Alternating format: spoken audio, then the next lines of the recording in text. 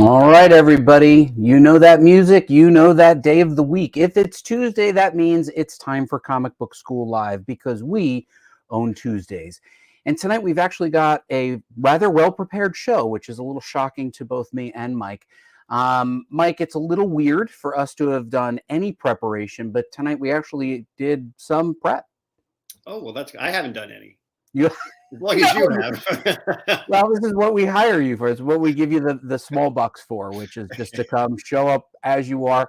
We can see you still have your prison background up. I still have the prison background, yes. It looks good. So, Mike, we're going to have a guest tonight. We've got some news to share about Kickstarter, and we have a special pop-on guest from our community. So we have a lot to cover tonight. So we'll try to keep the show under 3 hours. Big things. Big things are happening. Because it's Tuesday. Because it is Tuesday. I want to show you something, Mike. We got an announcement that 5 days ago we reached 1,000 hours of watch time. Now, for a real YouTube channel, this is laughably bad. So that means people have watched us for 1,000 hours? People watched us for 1,000 hours. And yeah. So, and it says people love your videos so much they can't stop watching. Excellent. That was nice. It was like a nice little note from Google to us. And again, it is Tuesday. Hey. Tuesday. And then he ran out of it. But yeah, it was pretty nice, isn't it? 1,000 hours. 1,000 hours. Another bit of good news, Mike.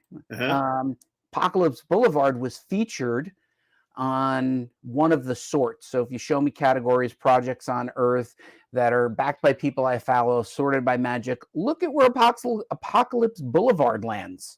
Number 2. Right in the center. And as of this moment, we are 121% funded. Oh, well done, bud. Well done. Do we all get popcorn? Yes, Ari, obviously you get popcorn. What kind of host would I be if you didn't get popcorn? But anyway, we did fund, and of course, subtly, if anybody wants to scan this QR code and continue the momentum for Apocalypse Boulevard, we would be happy, right, Mike? They can continue funding even after it's funded? They can, yeah. So you can go over. Actually, the Fasolos were... Thank you very much, Wayward Raven. We're going to be talking about them in just a moment. Thank you, Rob. Rob was certainly a helper in all of this, and you brought about the apocalypse. That's good.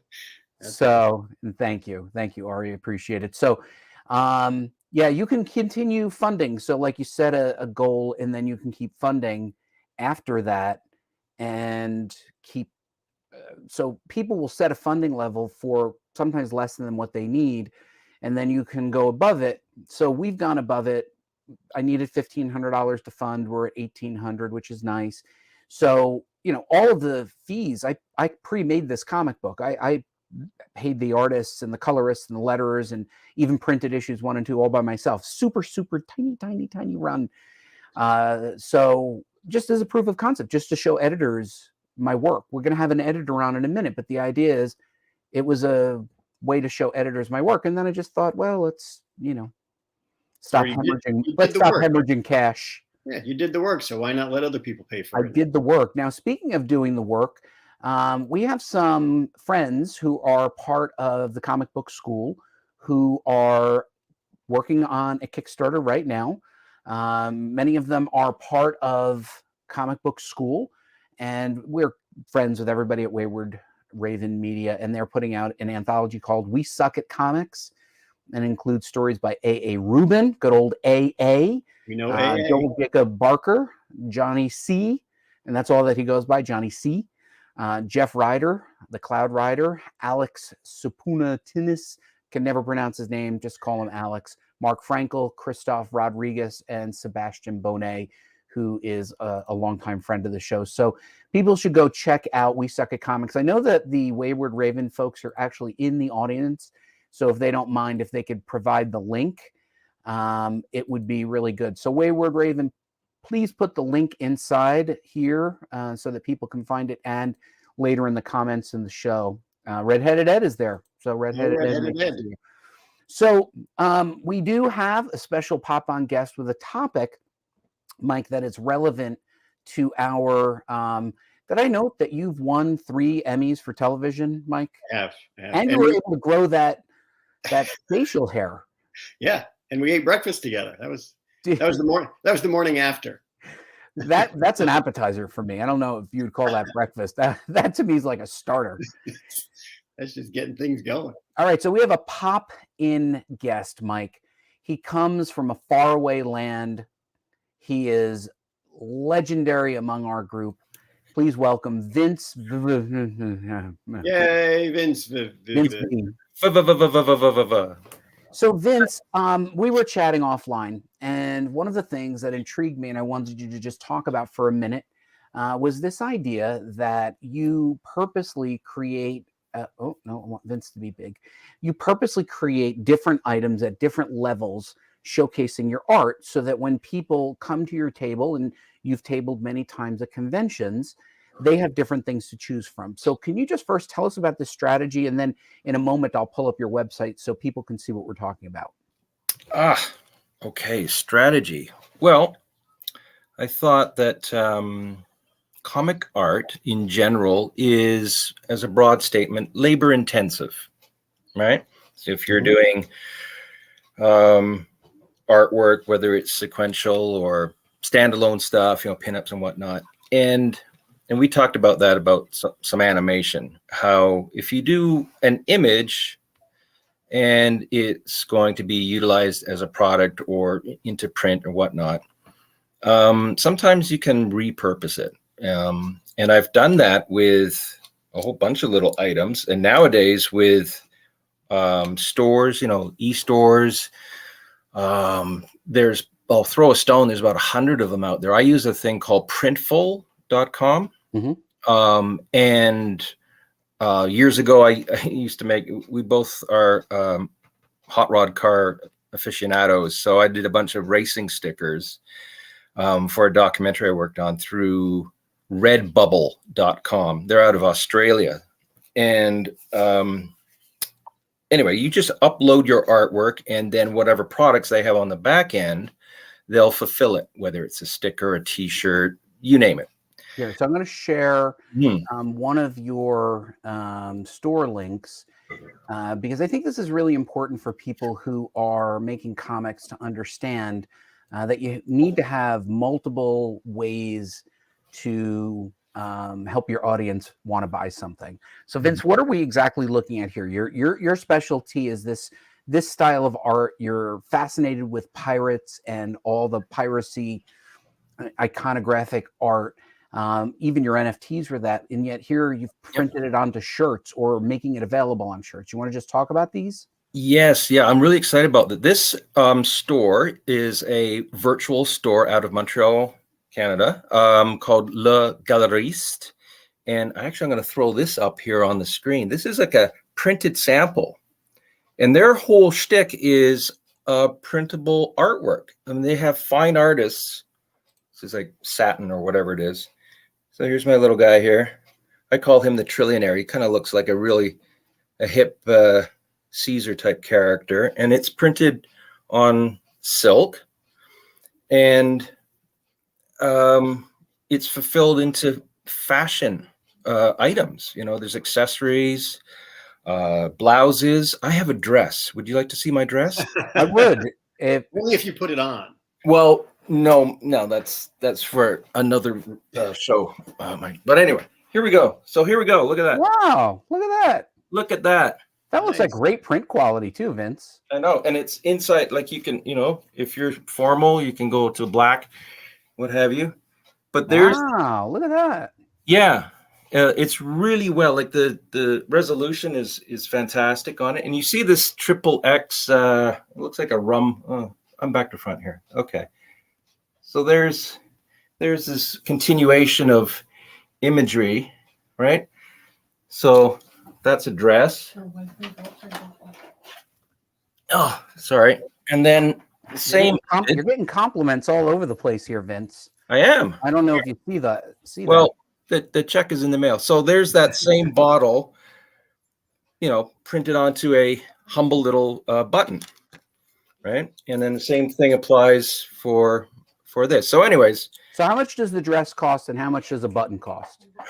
well, buttons are super cheap, you know. Somebody comes to your table, goes, I want a dress and a button. How much is the button? How much is the dress? I've never heard someone say I want a dress and a button, but I digress. Buttons, a buck. A buck? Okay. Yeah. Actually, I was joking saying that this is the best profit margin ever because it takes maybe 25 cents to make.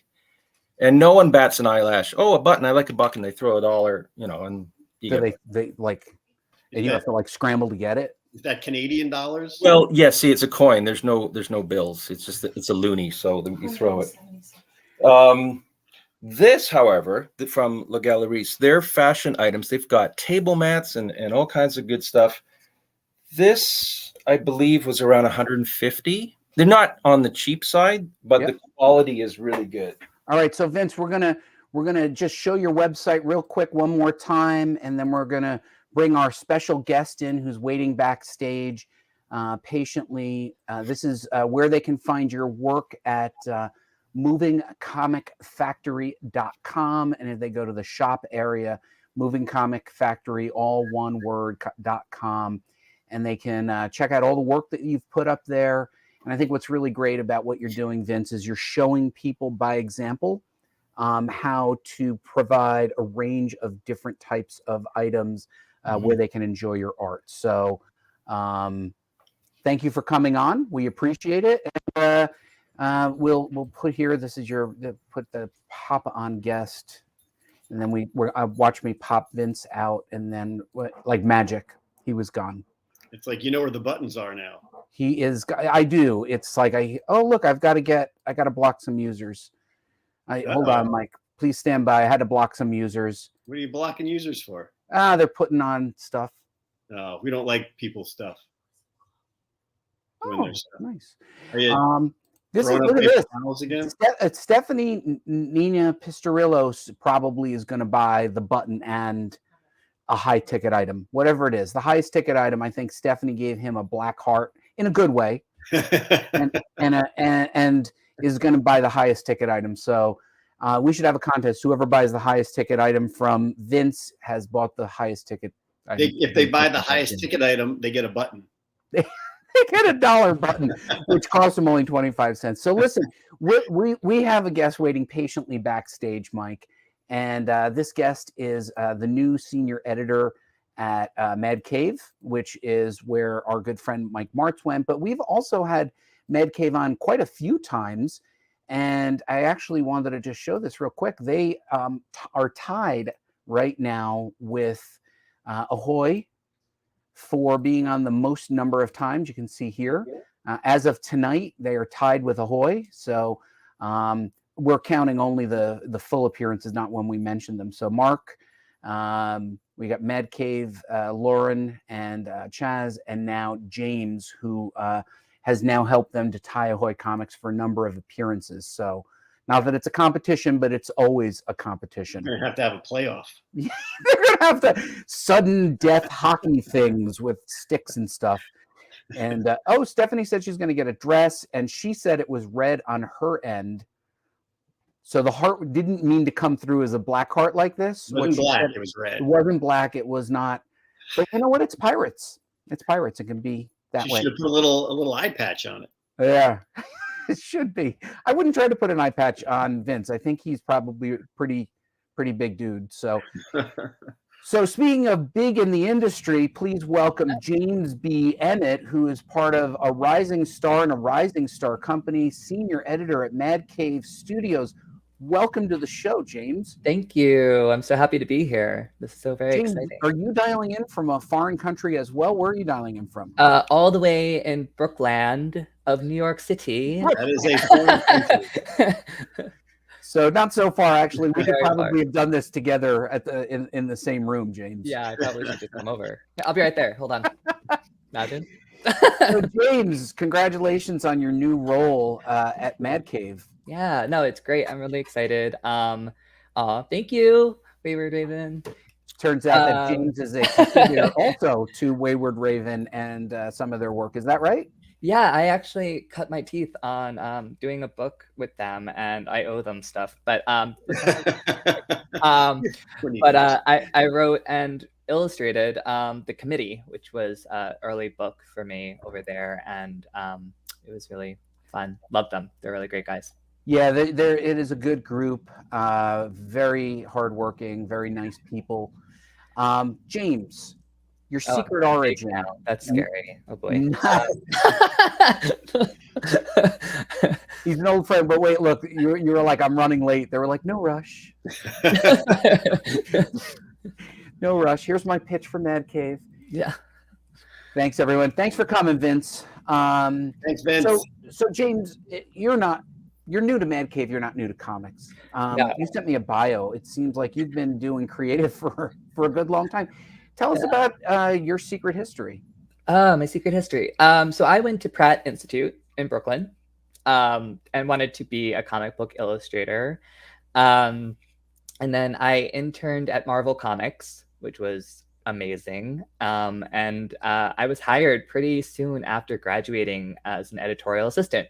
Mm-hmm. And then I worked there for about 2 years in the trades department, and it was awesome. It was really great. And then they had one of those fun layoff things. So I started just, trying to figure out where I was going to go next and what I was going to do with my life. And you're in your 20s and you're floundering, and there was all that fun stuff.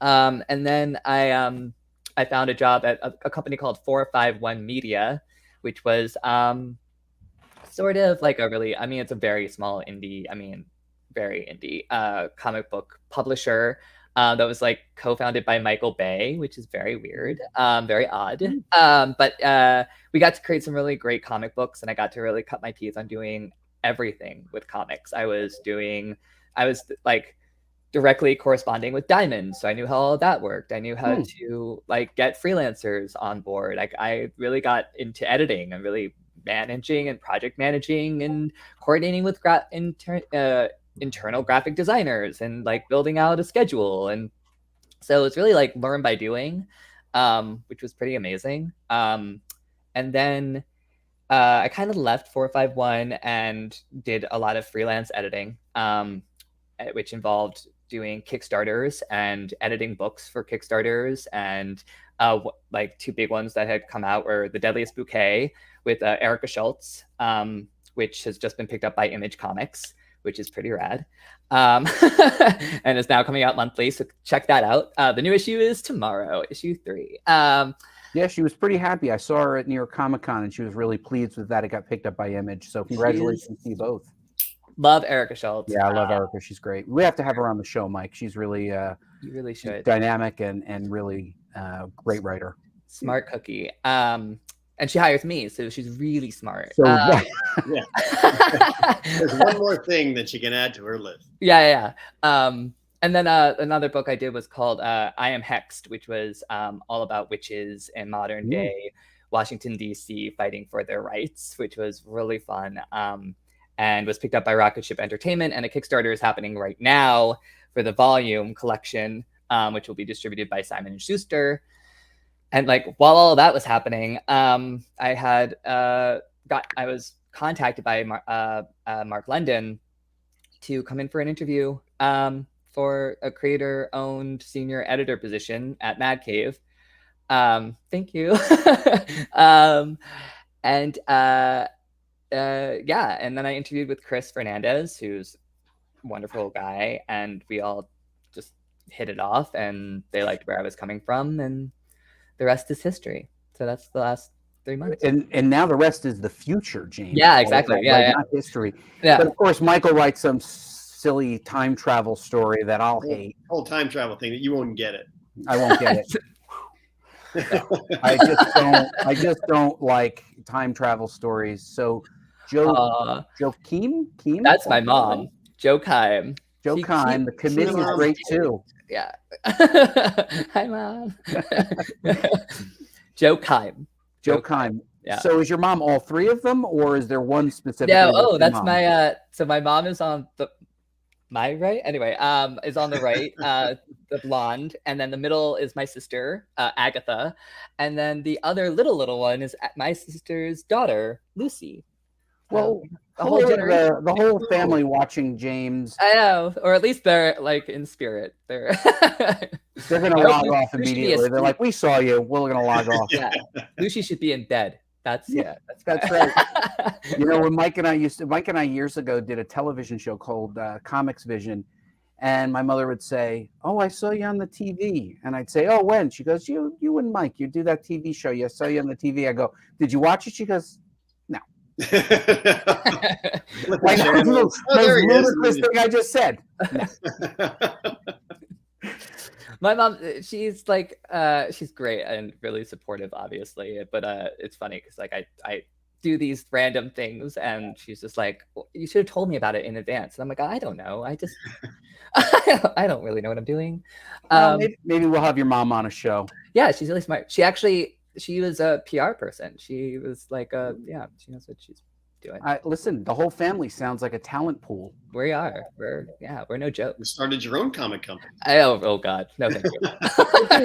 Now that you're editing, you've also been a creator. How has being a creator informed the way you approach editing? I know you also edited at other companies. So how does that inform how you're editing now at Mad Cave? Wow, that's a good question. I think for me, I think for comics, it always goes back to the visuals for me, because that's like my background. It's a visual medium, excuse me. So I think that's probably part and parcel of my experience. I went to art school. I went for illustration. I learned from some really amazing, talented artists, and that's always been my focal point in terms of telling a story. And I think that's where I probably cracked down the hardest in terms of getting artists on board, talent scouting, giving feedback, giving critique. And then I think I'm also a very character-driven storyteller myself. So I really go back to that being the core of every story. Spider-Man is great, blah, blah, blah. He can swing through buildings. Awesome. But like, that's nothing if we don't have Peter Parker, and we don't have his trauma, we don't have the like what he's trying to get through every day, and like the love interests, and the pathos, and the journey of self-discovery. Like that's why people keep coming back. It's not because he puts on a rad costume. Like that helps, but yeah. So Mike, why do people keep coming back to Robot Chicken? Because it's crazy. Because it's funny, buddy. Yes. 15 minutes of where you can completely turn your brain off. You don't have to worry about anything. So James, you're now there approximately 3 months. What are you working on? What are some of the things? I'm going to pull up the Mad Cave website so we can have some explanations. And again, Mad Cave now neck and neck with. Oh, look at that! Oh, what do you see there, huh? My pal, Mike Martz. Our pal, everyone's pal. I didn't even know that because it's scrolling through. I didn't know. So we've nothing. shown The unfortunate part is like nothing I'm working on is up yet. So that's exciting. We can. I don't even know how much I'm allowed to talk about. So I'm a thrilling guest. It's very exciting. So we've got a guest who's not allowed to speak. To talk about anything. I can't say anything. It's all very secretive. But no, I have a really exciting project called I don't even know. Don't Spit in the Wind is coming out March 2024. God, I hope this isn't my last appearance here, because I get fired tomorrow.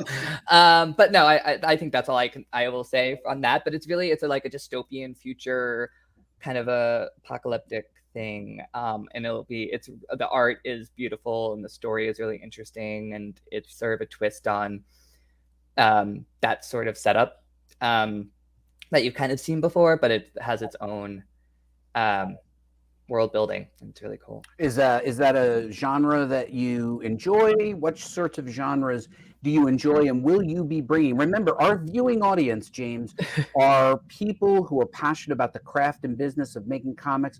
are looking to get to the next level, not like Mike, who's already completely and wildly succeeded in his career, doesn't need money. What kinds of things do you like, James? Thousandaire. Yeah, Thousandaire. I mean, I love all types of stories. I really do. But I want to do, because I've done a lot of like smaller drama pieces, thrillers. I've done sci-fi. I really want to do some horror stories. I'm like gunning to do some really messed up horror stuff. I'm very jealous of like Chaz, who's doing Legacy of Violence and like the Legacy of Violence stuff, that I'm like, that looks great. I'm sure that's really fun with Cullen Bunn. So go check that out. Well, I might want you to take a moment to show you that we have Apocalypse Boulevard. I'm gonna go back that immediately. I'm a big Kickstarter guy, so I'm excited. Yeah, I love Kickstarter. And for those of you who want to hold up your phone right now and support that Kickstarter, but the key thing is so yeah, I think horror, what I've heard, James, from retailers and from publishers, seems to be the genre that is horror and romance seem to be the two genres that are on the rise. Yeah, which is really exciting to me, because I think it's a genre that I grew up watching a lot of. I watched a lot of slasher horror movies that I probably wasn't supposed to be watching. Don't tell my mom. And but no, I mean, I loved all of that stuff. I love Halloween. I love anything psychological, horror, supernatural, Exorcist, the crazy stuff. But I also love the idea of like genre bending and twisting and pulling stuff together. That's like, like Alien, like the Alien is a horror story set in space. Like everyone knows that already. I'm just saying stuff that other really much more intelligent people have said. But I love that idea. So that's sort of thrilling to me. Hey, Mike, if you could write any genre, what genre would you be writing right now? Well, of course, I would choose time travel. Oh, horror and romance are related. Yeah, a romantic horror movie. That's right. I love that. I mean, a lot of horror movies they have like that romance kind of built into the plot. Like Nightmare on Elm Street 2. I'm just kidding, guys. That's not. I'm like, it's very homoerotic. Did anybody see that movie? I just wanted to bring up randomly because I was excited about it. Mike and I are honing or revising a pitch for horror right now, James. We're with you, man. But no romance. Mike, we've never done a romance, right? No, not yet. If someone was like, "Hey, we're going to pay you to do a romance," I'm on. Figure it out. Yeah. Or at least in our case, Mike, if somebody said we would help you not lose money on something, we'd be just as happy. We'd be like, we won't lose as much money. All right. Yeah, I wouldn't advise doing like a romantic comedy right now. They don't seem to be doing well. So unless they're on Netflix or something. So seriously, Mike, though, I think, all kidding aside, you're more of a sci-fi guy. Or more of a Dean Koontz guy. You're the one guy I know that reads Dean Koontz. Yeah, the whole fantasy. I can do sci-fi, fantasy. I love all of that, like space operas and everything. It's like good. You like that stuff? I like that stuff. Yeah. It sounds like your mom wants a romance. I think your mom's the only one left in the audience. I know, she's really heavy with that. Thank you. She's so Mike, maybe we'll work on a romance pitch for James B. Emmett. There you go. I like that. In space with horror and time travel. Yeah, there you go. Perfect. Love it. Can't be any more confusing than the current Game of Thrones is right now. So, I haven't seen any of it. So. What you need is a notebook and a Wikipedia page open at all times, and you're like, okay, that's no, that's. Well, that's how I felt watching the original. I was like, I don't remember anybody's names. Constantly, just couldn't remember anyone's name from the original at all. Yeah. Well, this is worse because to watch the current Game of Thrones, you have to have already watched the original Game of Thrones, and now it's a prequel of how the characters got there. So if you didn't follow the names in the first one, now they're just abstracts because they're referring to them in the future. I'd be in a lot of trouble. I would be in a lot of trouble. All right, well, good to know. Well, what's interesting about Game of Thrones? Did you guys watch all the way? James? Did you watch Game of Thrones? You did. I didn't watch all the way through. Oh, you should. It's You great. should. Well, except for the last season. Everyone tells me that, and then I'm like, well, I don't want to get there and be all not. But you could still watch the main bulk of it and then watch the first 7 seasons and then make up your own ending for the last season. Because it seems like they just made up an ending as well.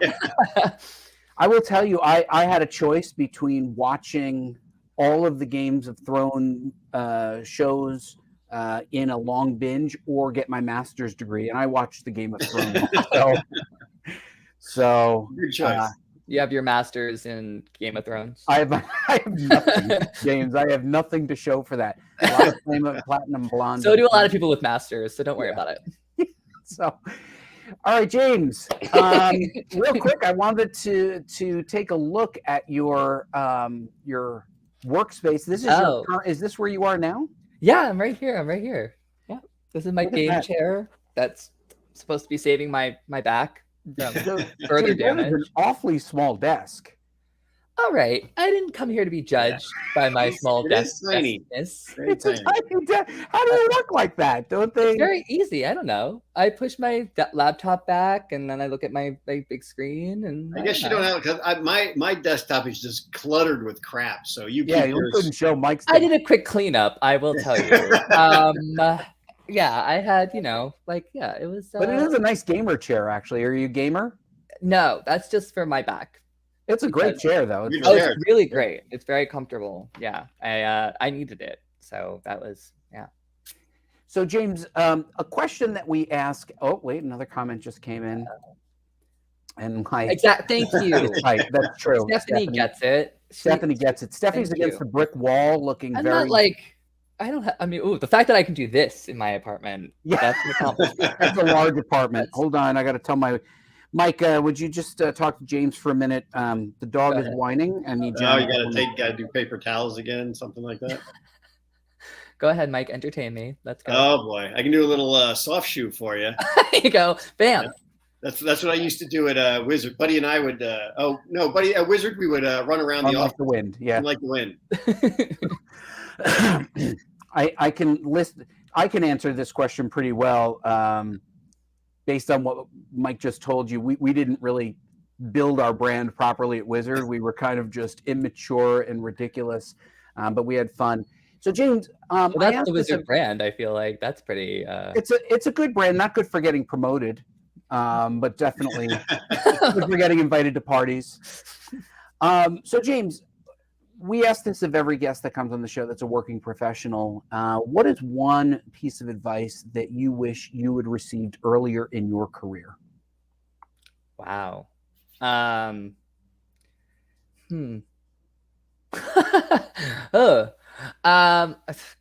I mean, don't watch horror movies. I know. Good care. Well, yeah. I mean, I was such a workaholic that I think if I was like advising myself, I'd probably be like, chill out more and enjoy what you're like experiencing, what you're doing more in the moment. Because like the worry about the future thing is real. But there's nothing you can really do about that. So like, do what you can in the present and create as much as you can in the present, and do what you're passionate about, and you'll find your audience.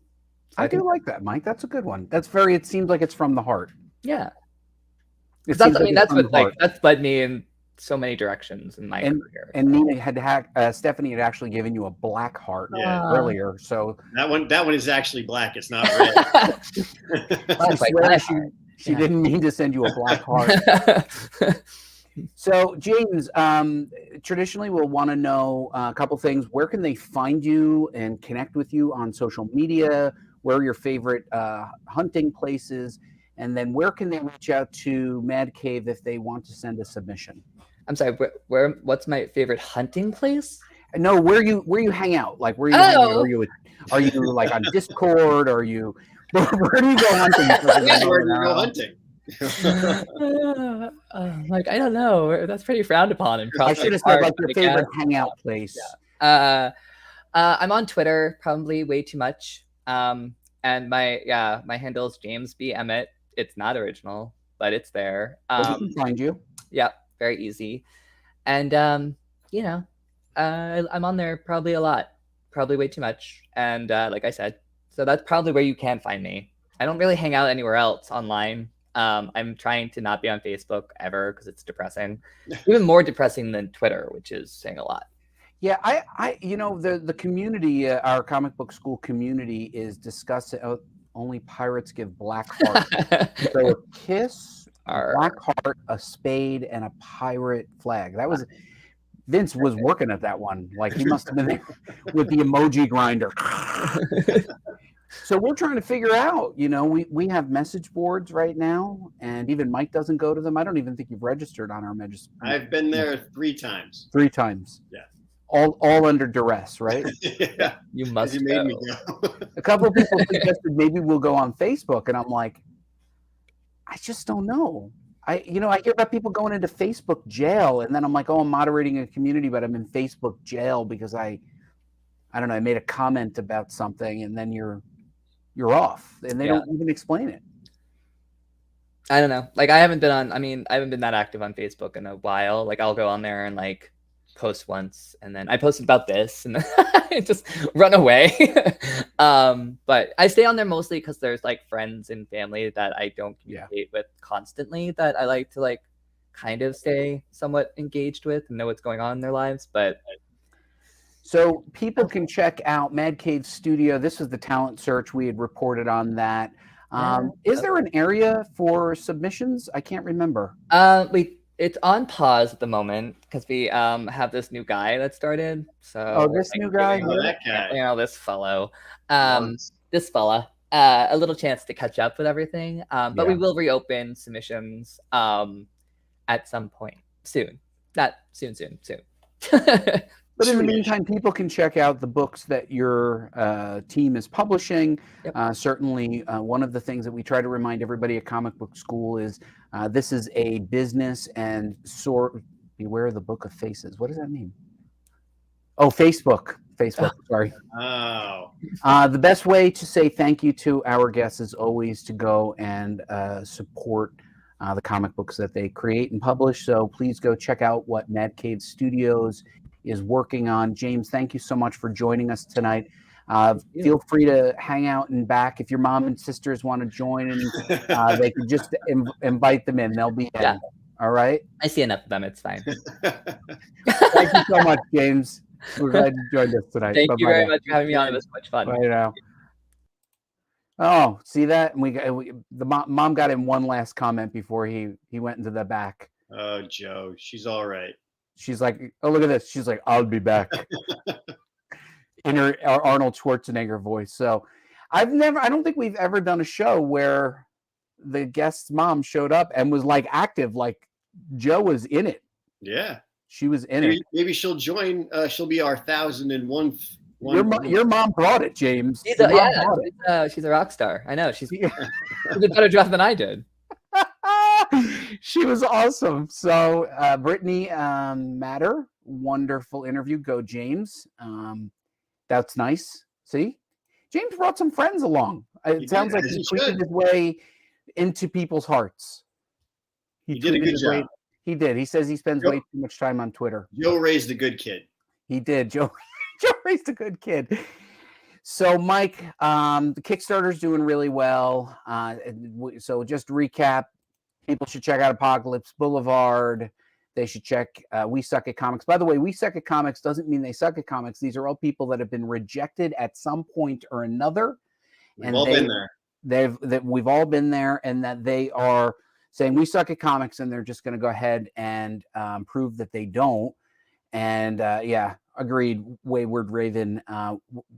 We've only seen him once, but we're happy to see him again. And I think what's really nice about what James, he actually has donated this desk and chair to the. Is this true, James? Rude. That desk and chair? I'm not coming back ever. I'm being personally attacked. So James just lost his desk and chair, and Vince, what did you donate, Vince? You've donated. I don't know. He donated James's chair and desk. A Canadian dollar. Canadian dollar. Well, there you go, Mike. I'm going to take what James has. The chair's worth more than the Canadian dollar. So good show, Mike. Thank you so much for everybody for joining us. We will be back very soon in every Tuesday, right, Mike? Because we own Tuesdays. We owned Tuesdays. Dress. She just says one word. Stephanie's like, I'm tired. Dress. Does she mean, is that like an instruction? Like you should dress, or she wants the dress? Little of both. Oh, maybe she wants Vince's dress. And the dollar. All right, Mike, I'll see you in a week. Bye, bud. Bye. All right, guys, I hope you had fun. It was, okay. Stephanie said you should donate that dress, and I agree. It's time for you to step up and start donating things to Stephanie in general. Dollars, whatnot, James's chair, the desk, whatever it is. Thank you for joining and supporting every Tuesday. I'm personally really excited that we are starting to really build an audience and bring in great guests. We've hit a new achievement. The Kickstarter is funded. Things are going well. We're going to have some photos and videos from the last New York Comic Con. And yes, to donate a dress, he certainly will. That's it. He's just committed to it. But again, please, whatever you do, keep making comic books. Keep joining us every week. And thanks again. I will see you in just 7 days.